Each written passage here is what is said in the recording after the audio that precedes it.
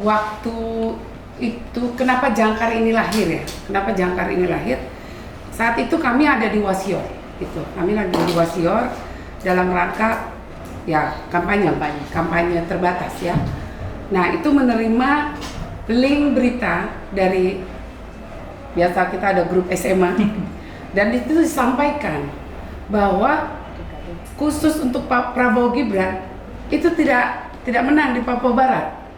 Itu menggelitik kami gitu, bukankah TKD sudah dibentuk gitu ya, kenapa bisa ada satu provinsi di Papua tidak memenangkan Prabowo Gibran gitu, sementara ketua DKT sudah dari Golkar gitu.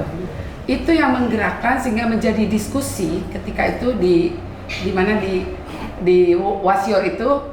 Memang kebetulan Bang Lisman juga telepon suami saya malam, saya terima link berita siang, tapi karena di tengah acara saya tidak langsung forward karena kita lagi di tengah acara, saya pikir nanti aja gitu. Nah nggak tahu aja telepon, saya dengar, baru saya bilang, saya sambil di depan dia, ada beritanya di saya juga gitu. Cuman saya lupa menyampaikan, saat itu kita langsung berdiskusi, ini kita harus bentuk relawan gitu. Di bawah pimpinan Bapak sendiri, kemudian ketua saya. Itulah lahir Jangkar ini, karena lebih kepada keprihatinan melihat hasil survei saat itu 2 minggu lalu ya Bang ya, 2 minggu lalu, loh kok bisa tidak menang, padahal kita ada di sini gitu, kita ada di sini, sehingga dibentuklah ini. Mungkin itu sebelum ke Bang ini ya Bang Lisman. Berarti tadi ya kerja-kerja TKD yang sudah dibentuk dari awal dirasa kurang maksimal. Tidak maksimal. Saya tidak tahu. Tapi terus terang saja, ketika disampaikan seperti itu Bang, kita langsung bentuk Jangkar dan saya langsung bikin baliho itu. Gitu. Saya langsung bikin baliho, selalu harus ada Prabowo Gibrannya. At least orang diingatkan, ada loh capres kita Prabowo Gibran. Karena saya tidak melihat. Terus terang aja, saya tidak melihat gitu. Nah, ketika memang saya memasang, Bang Lisman juga datang, Bang Lisman pasang, adalah beberapa titik akhirnya orang ikut memasang. Tapi kalau untuk di Jangkar itu memang caleg-caleg saya mintakan tolong. Jadi tolong kalau mau menaikkan tentang diri sendiri ada Prabowo Gibran. Kita harus bersuara buat Prabowo Gibran. Jadi dimulai dari keprihatinan hasil survei. Jadi kalau tadi ada tanya bagaimana dengan cerita TKD, karena saya tidak ada di dalamnya, saya blank, tidak tahu menang.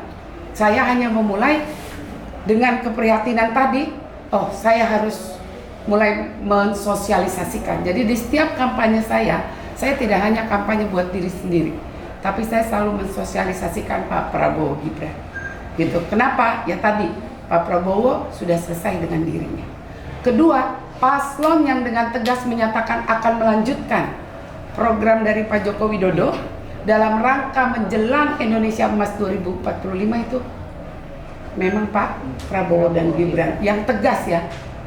Tidak ya yang baik nanti kami begini, yang tidak, akan melanjutkan karena kita sudah punya track yang tepat untuk menuju 2045. Jadi pada kesempatan kali ini juga saya ingin menyampaikan bahwa negara kita ini di bawah pimpinan Pak Presiden Joko Widodo, di mana di dalamnya ada Pak Prabowo sebagai menterinya, itu udah menjalankan track yang benar dalam rangka menuju Indonesia Emas tadi, gitu ya. Programnya terutama untuk Papua ya, kita sendiri merasakan.